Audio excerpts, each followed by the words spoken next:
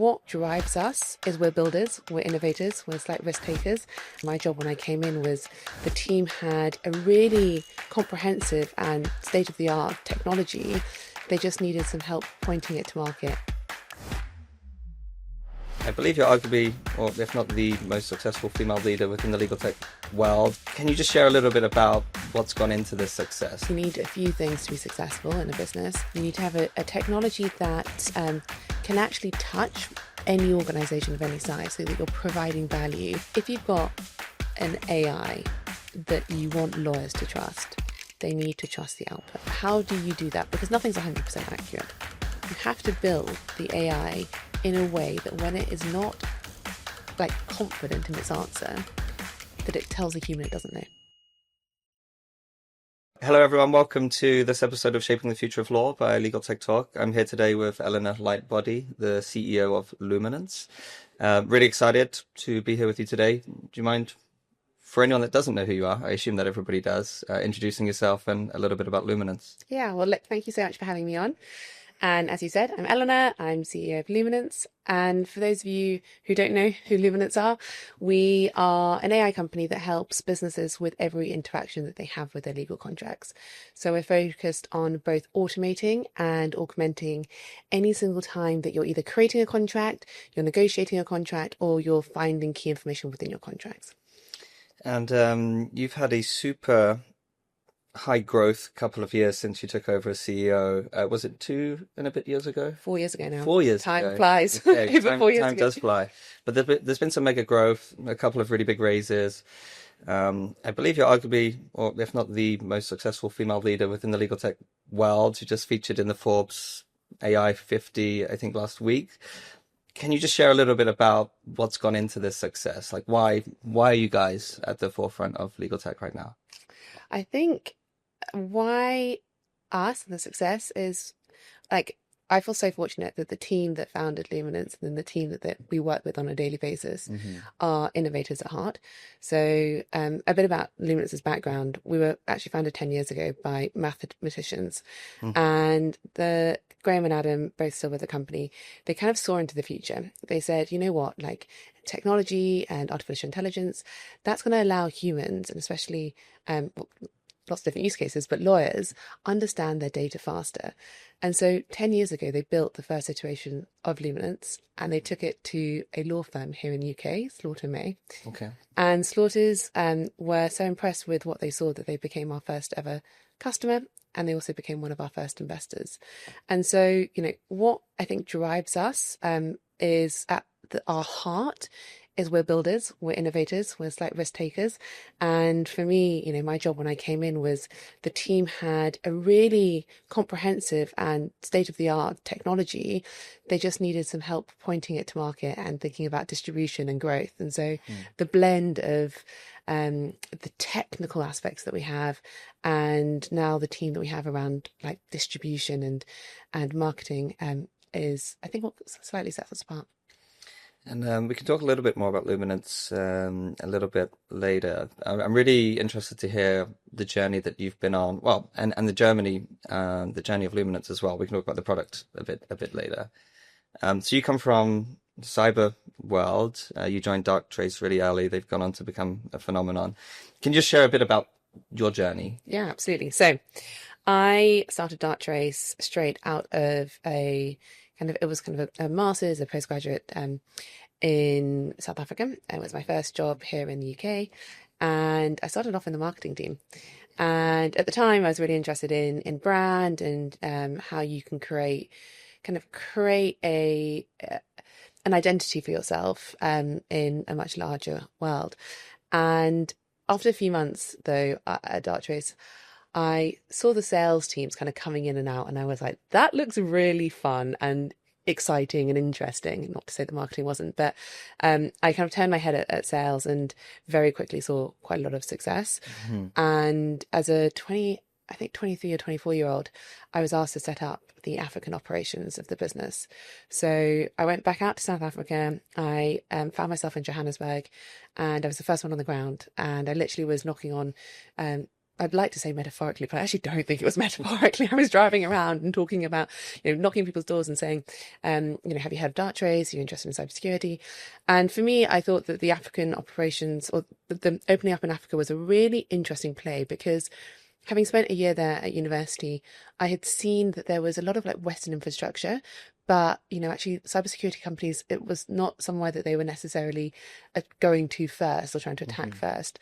And so after a few years there, we were closing 10 million, and I had a team of kind of 20 or 30, and really saw just what a lot of hard work, but also building the right team and having an amazing product could do. And we sold it to some of the largest organizations in Africa.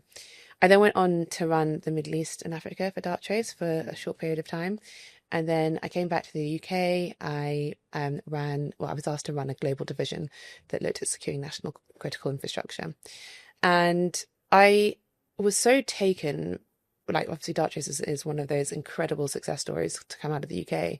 In 6 years that I was there, it went from, a handful of us. I think I was probably one of, really a handful of us in the UK, to I left just before the IPO.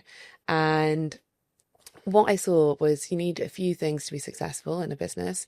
You need to have a differentiated technology. You need to have a technology that can actually touch any organization of any size, so that you're providing value. Well, this is kind of from my own experience, and that you're doing something that is, is transformational. And so I wasn't intending to leave Darktrace. I was, very happy there. I was quite excited to see what it was like working for a public company. But the investors of Darktrace were similar to those at Luminance.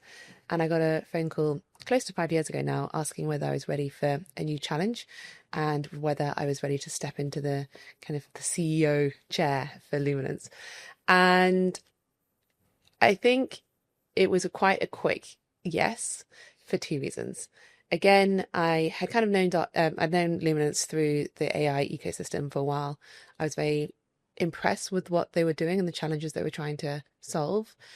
But also, my dad's a lawyer. When I spoke to the founders and I really got a sense of what they were building, I was like, this is going to touch. At the time, they were just focusing on private practice. This is going to help private practice teams, but also this could actually be major. Any company in the world could benefit from this. And so it was a quick yes, and have been here ever since. It's a really fascinating journey, and congrats for all the success you've had.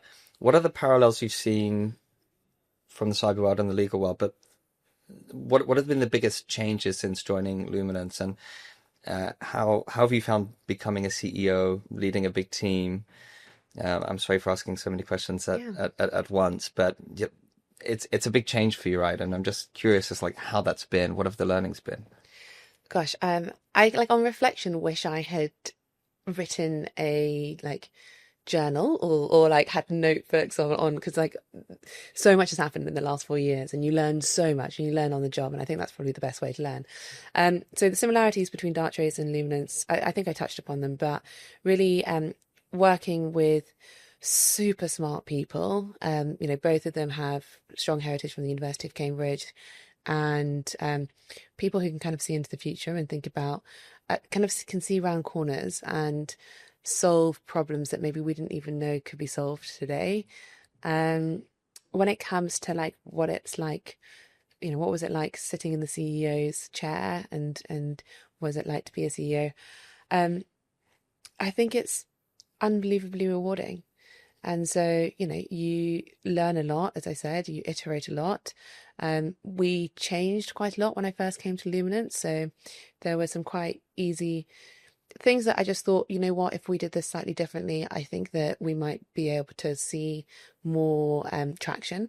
And so the first thing that we did was we changed our sales process.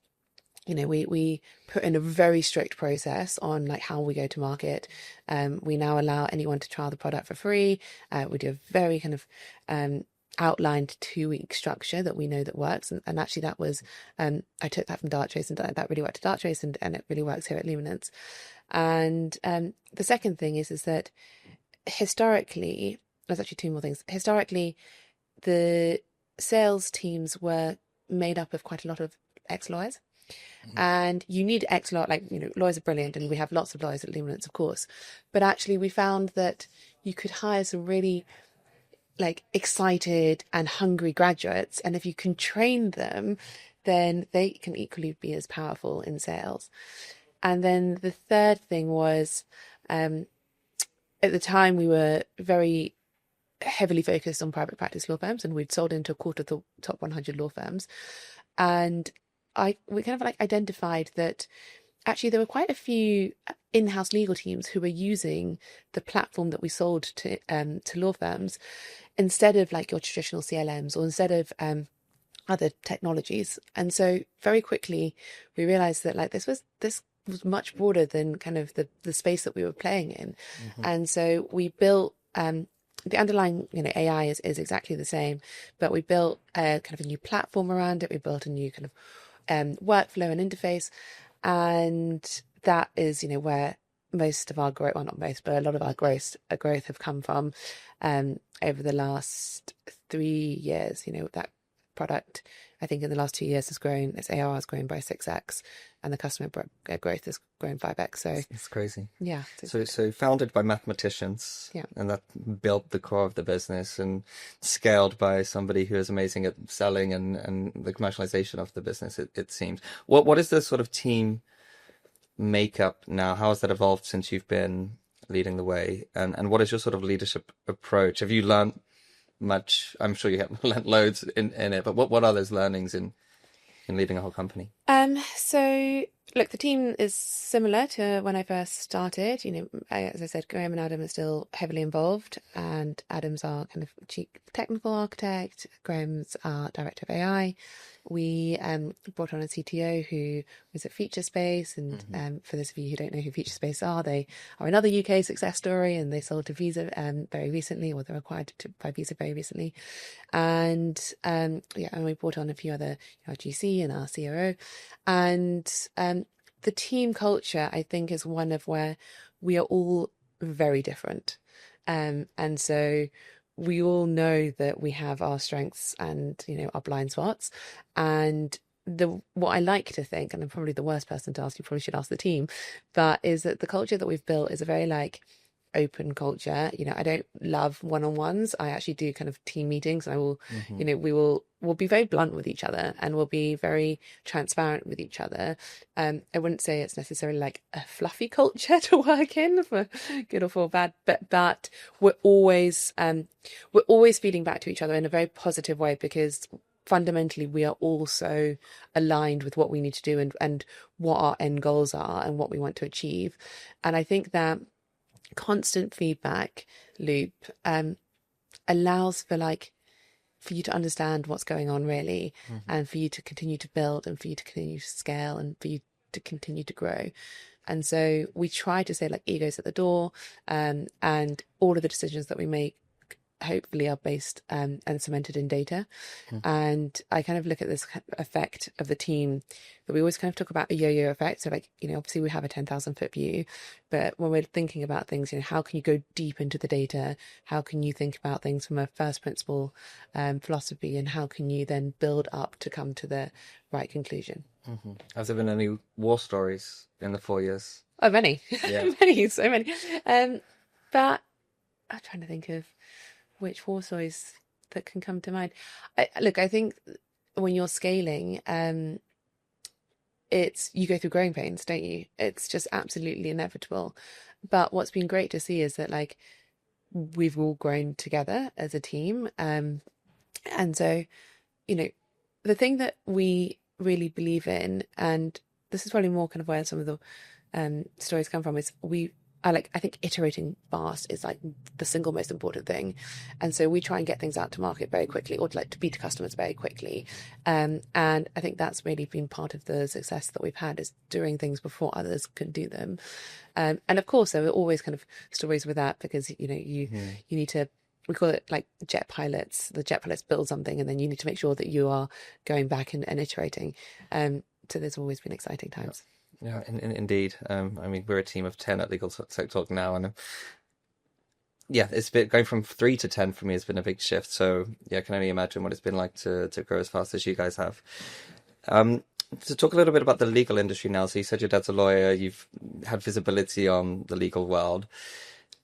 What are you seeing in the legal industry as a whole from the law firm side? Like what is the biggest shifts you're seeing, and where do you think the legal industry will go in the years ahead in terms of like a business model, just shifts in the way that people are working, the jobs that exist? Like what are you seeing? Yeah, so I at the moment, so I think there's been a massive shift in the last 2 years. And so probably 2, 3 years ago, legal tech and AI in legal was maybe a nice to have, maybe then a must have. And I think we've seen, a shift that people now are really serious about it. Mm-hmm. And like this understanding and appreciation that if you start onboarding something today, that will set you apart, or at least will you will stay ahead, or stay competitive. I think that we were talking about this the other day actually, and someone said something quite interesting at Luminance, and they were like, at the moment, we've like the humans are the drivers of the AI, and we'll use AI to a certain extent like automate simple tasks, but for complex tasks to augment them.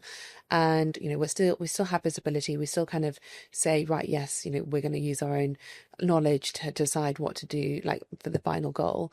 I think in the future we'll start to see that relationship inverse, and so the AI will be the driver and the humans will actually just be putting the guardrails around it.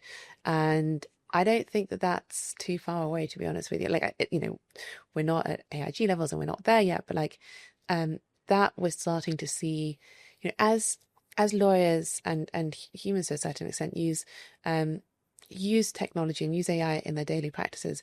The more that they understand it, the more that they trust it, the more confidence they build up, the more they start using it. And so it's that virtuous cycle that gets kind of, the more adoption you can have, the more you can start automating what's left over. And what does this mean for the people working in law? We can see why there's been resistance to change for many different reasons. And we're always going to need humans, in my opinion. But what is that balance going to be like? And what does it mean for the people working in this space? Are they at threat with AI? Like, we can have leaner teams, maybe less people. And for the young people coming in, like what do you think it means for them from your perspective? Well, for the young people coming in, I think it's fantastic. I've got lots of friends who are, a good example would be M&A lawyers who spent hours and hours kind of going through very similar data, trying to find key information, and staying up until 2, 3 in the morning, night on end. And that's not necessary anymore. And so I don't think that that's a bad thing. I think also what's great for those starting their career is you can with AI. So for example, with Luminance, part of our platform, we help with negotiations. So you click a button within Microsoft Word, and the AI will tell you whether you can agree to that contract. And if you can't, it will tell you why you can't agree to a certain clause, and it'll give you further language that you should use instead. That language is typically kind of the language that either someone who's kind of 5-10 years into their career has suggested. And so for a junior, you can actually you can pick something up and you can learn something faster. And on the other side, from a company, you've got that institutionalization of knowledge. And so I think that that's only there's a gliding effect there where you can learn more, you can skill up faster. So that's really exciting. And then for the profession as a whole, I think that, look, we've seen leaps in technology capabilities, over the years, and you know this, and whether it's the Industrial Revolution, whether it's whether it's the web, whether it was mobiles, all of those have to a certain extent changed a lot of professions, but we've also seen the introduction of a lot of professions, and so or what those professions are doing. They'll be focused on other things. And so I think for legal, a lot of the talk is around, will it totally replace lawyers, or will we have many less lawyers in the future? I often think that what is missed is the access to law. And will this open up more access to people who can't afford your traditional legal services for whatever reason? And so you would hope that there's a lot of positivity and positive that can come out of it as well. So it's growing the market as a whole. Exactly. So I'd love to hear a little bit more about Luminance and your product and what sets you apart from some of the others. I was just looking at the Forbes 50 AI list, and there was only three legal tech companies in there. I think it was you guys, Harvey and Hebier. All of you have raised quite a lot of money recently and doing incredibly well and globalizing. Can you dive into the Luminance product and also maybe a bit of about the roadmap of what's coming? Yeah, sure. So, look, I think that there are a few things that set us apart. Hmm. The first is that we are an end-to-end platform. I think a lot of people in this space are focused on contract review or negotiations or kind of workflows, and we basically believe that like a team want one platform that can Hmm. hit all of their needs and can help them across any of the interactions that they're having. So that's really key. And then second to that is the way that we've built Luminance. So we've always been an AI company. 10 years ago, we were talking about machine learning, not necessarily AI, and there was a lot of talking about unsupervised and supervised machine learning. But for the first 5 years, if not longer, we only worked with law firms and we got access to some of the best data in the world. And so that access of data, but not just data, the richness of the data, the variety of the data, and the fact that these law firms were tagging this data allows us to have a very, very specialized and rich understanding of all different types of legal contracts. And then that can be fed into our different models. And so that is one of the pillars that is so different to us. How do you get that in a secure way where the law firms trust you to have their data? Yeah, so look, 10 years ago, I think the conversation was slightly different around data, but we've always had security at the forefront of our mind. We've always had a security board that's always been run by Lord Jonathan Evans. And you come from Darktrace. I come from Darktrace, yeah, but the CTO of Darktrace is on our security board. Yeah. But 10 years ago, we had that all in mind. And so we were able to give comfort that we kind of redact any personally identifiable information of those contracts. So nothing sensitive gets put in. Actually, that in itself is a huge amount of work because if you're redacting something like parties and then you have to change the parties, so you have to build a whole tech to be able to automate that. But that pipeline is works very, very nicely. And so it's the richness of the data. It's the fact that it was tagged by lots of lawyers, and that then obviously a lot has changed in 10 years. And so we went from using things like Word2Vec to using embedding models to using transformer models, large language models. We now have realized that what's really, really important, I think, taking a step back, is that if you've got an AI that you want lawyers to trust, they need to trust the output. So how do you do that? Because nothing's 100% accurate. You have to build the AI in a way that when it is not confident in its answer, that it tells a human it doesn't know. And we're the only ones in the market that we've seen that can do that. And how we do that is that underneath the hood, without giving too many secrets away, underneath the hood, we use lots of different models. So we use, whether it's some open source models that are fine tuned, whether it's some of the foundational models, whether it's actually some of our own models that we've built ourselves. And that's important, but lots of people are using lots of different models. It's how we've orchestrated them to communicate with each other. And so we know that different models are better at different tasks. And so when they are looking at getting an answer, they look at the probabilistic consensus across all the different models. And if there isn't a consensus, they say, you know what, revert back to the human. So that's really, really key. And so end-to-end platform, the fact that we had access to data very early on and continue to have access to data. The third is the way that we build the models. And then the fourth is, what we're doing for the future as well. And overlaying that, it's the fact that we've got customers, of all different sizes, in all different industries who are using us on a daily basis, whether that's AMD or whether that's DHL, whether that's Hitachi, whether that's I'm always trying to remember the ones I can talk about, ones I can't talk about. White and Case, every different sector now uses us, and they're coming and knocking on our door and saying, "Can we use you more? We've got all these different use cases. Can we have a conversation with you on how we could build those?" And how do you build a tool a platform that can literally be used by anyone, because most of the legal tech companies I speak to, they're like, okay, this is our sweet spot. You know, we're like these small companies, or yeah, this is an enterprise. And you guys seemingly can work with anyone, from a two-person hedge fund, I think you work with, to these huge enterprises. Like, how do you do that? Well, I think the platform stays the same. You need to make sure that the platform is intuitive enough for a two-man hedge fund to use it versus like a big multinational enterprise like Cake Industries.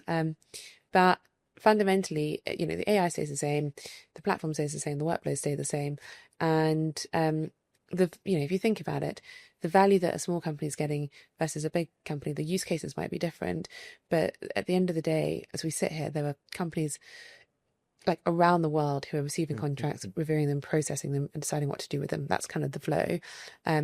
It's time consuming, it's expensive, it's prone to human error. And so it doesn't matter how big or small you are, you're going to be looking to try to reduce those costs or drive efficiencies, increase productivity, and find commercial opportunities within those contracts.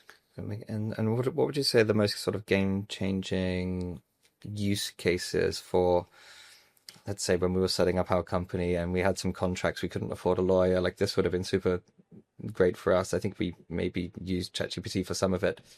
Would have rather used Luminance. But what are the most interesting use cases for small companies and startups, as well as the big companies that are working with you? Gosh, it's so dependent on the company that you're working in. I think, one that we're seeing a lot of at the moment is the tariffs. And so, startups that sell into the US or US startups that sell outside, they're like, hang on, which suppliers am I now am I exposed to, or like what do I need to know about this? And so going into Luminance and quickly searching, these are the tariffs, like which contracts, please give me some more information. And our system will basically say these are the clause, like this is the risk that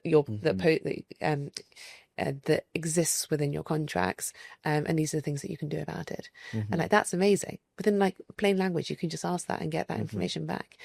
I think what we're seeing then for larger or whatever size organization, but a lot of it historically, a lot of the work that people wanted to use Luminance for was like the low value, high volume work, super like repetitive work. Every single time you receive an NDA, click a button, the AI will review the contract, and then it will, even if it's like you've never seen it before, will rewrite the contract to be much more aligned with your positions. You're saving hours if you're an organization who reviews, more than, let's say, 1,000 NDAs a year. And now it's much more around complex contracts. It's like, okay, I've got one supplier, I've got one supplier that I need, I've got all these amendments. How can I make sure that I'm working with the most updated agreement, and like how do I make sure that all the amendments are like incorporated? Like that would have taken humans quite a lot of time, and now you can do that like instantaneously.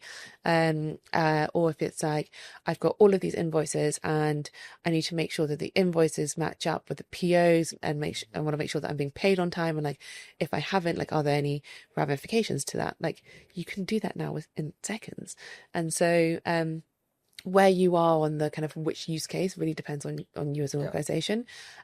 But it's been interesting to see, as people get more comfortable with these technologies, what they now want to do more and more with them. Yeah, and I guess one of the reasons why law firms and corporates will work with you is to future-proof their business models and their business as a whole, and their legal departments. How are you guys going about future-proofing Luminance? I was listening to a podcast you were on this morning with Zach Abramovich, and you were talking about the blue sky team that you have, which I thought was really interesting. I mean, I'd love to hear a bit more about that and anything else you're doing, like thinking further ahead about about Luminance. I'm spending some time with the Blue Sky team tomorrow. I'm very excited. It's always a highlight of my week. And look, we've got like the innovators, those people that we kind of corner off and we say, we're not going to distract you with the daily operations of the business. Can you just read the papers, the research papers? Can you really just think about anything that we can't do at the moment, like what we might be able to do in the future? future-proofing the business. Well, I think it starts with like your customers, actually making sure that your customers are getting value today, because like you can think about the future and you can start thinking about building really, really exciting things, but like actually if people don't see like return on investment, then it's slightly pointless thinking about the future. So for us, it starts today, grounded in like the reality, how, what are customers using us for, what can they continue to use us for. And it's been interesting we spend obviously a lot of time with our customers, and there's some like reoccurring like things that they're asking us. So they're like, hang on a second, like, because you understand contracts so well, have you guys thought about compliance? And we spend so much money on making sure that we're compliant. Can you help us with that? And so we're building out a compliance module, and we're building out kind of a procurement module, and really thinking about legally adjacent use cases that can further provide benefits to different teams. The second thing is around, where do I believe the future's going to get to? And the two things that we're like super excited for are, I'm sure you've heard me talk about this, but like not even in like sometimes people ask me like what's going to happen in 4 to 5 years time, and I'm like, I can't answer that, because the pace of which and of like the speed of which things are changing, we're kind of working like month and 2 months. And so I do believe that we're going to live like in a world very quickly, or it's going to come sooner than we probably would think, where AI is negotiating against AI. We've got some of companies now we can see work with each other on a daily basis, and they both are using Luminance. How can we use that to their advantage, essentially? So we are going to live a world in where that AI. When you've got AI negotiating with AI, like what does that actually look like? Are they like emailing each other back and forth automatically? Like what does it look like? I don't think they're going to be emailing them. That's not quite the plan. So essentially what you're going to do is you would set up your tolerance on what you are happy to agree to in which different scenarios. And then likewise on the other side, they would do that as well. And so, first of all, we're going to start with very simple contracts. Take your NDAs, take your MSAs, and you would get a summary of the positions that have been taken for each negotiation. And both sides will get it, and then you click a button and be like, yeah, I'm happy with that. There's a bit of game theory that goes into play as well, because like you need to make sure that it's not kind of a static like this, then this, then this. So that we're super excited for. And then second to that is like you would have heard a lot about this, but like agents. So we've built agents in Luminance. We've been using agentic workflows for a very long time, so automating certain tasks within the platform. But now it's like it will automate tasks end to end. And because we work end to end, it's so much more valuable. So a good example of this would be if my marketing team, we sign deals on a monthly basis, and marketing teams, our marketing team are always going to our legal team and saying, of the contracts that we just signed, which ones can we use their logos of, which ones can we, do we have a press agreement with, which ones have we got a case study agreements with? And until recently, like Luminance, like our legal team would just go into Luminance and just search, and then you get like all the summaries of what you're asking for, and you can just send that to the marketing team and say, these are all the customers you can talk to. But now the marketing team will be able to go into the platform and say exactly the same questions, and the AI will, like the agent Lumi will basically go and do all that work for you, and it'll go one step further, and it will start drafting emails to those particular customers to say, hang on, can we hop on a call? Not hang on, can we hop on a call, but can we hop on a call to talk through the case study that you've agreed to, or can we hop on a call to talk about a PR event that we have? And so that, I think, until recently, I think the AI has probably like helped 2x or 3x like productivity. I think this will like increase productivity by 10x. That's it's exciting times, I think. What will you branch out into anything outside of contracts, or and whether your answer is yes or no, what are the most interesting innovations within the legal world outside of contracts that you're seeing? Like, what are you excited about? Yeah, so we already work with all different types of documents. I talk about contracts because it's easier to kind of conceptualize, but our customers are using us for invoices, for term sheets, for POs, for many different types of documents, essentially. I think that pulling feeds of different data sources into repositories is a very interesting use case. So that for us, we're kind of looking at. So yeah, lots of very cool things on the horizon. Yeah, well, I'm excited to see it. And Eleanor, thanks so much for coming in and speaking to me. I know you're incredibly busy with a million things going on right now, so really appreciate it. Just as a sort of parting message for, I would say, for other legal tech CEOs or even founders that are struggling to sort of make the headway in this space, is there any sort of advice that you would give or share with the industry? And if you want to rephrase that to provide some advice for law firms and legal departments, I want to keep it quite open so you can decide what to share. So I think if anyone's like thinking about building a company or kind of they're in the process of building a company, the pieces of advice I would give are find what you're good at. Find something that you can spend a lot of time iterating on, and don't try and boil the ocean. And then find a design partner. So find a customer that believes in what you're doing, believes in that mission that you have, and work with them really closely. And I think as soon as you get like a few design partners that are, really motivated, really see the potential, then you can start refining the offering that you have, and then you can start thinking about moving on and scaling from there. Thank you. Cool. Thank you so much for having me. Lovely talking with you. Thank you. Thanks, Eleanor.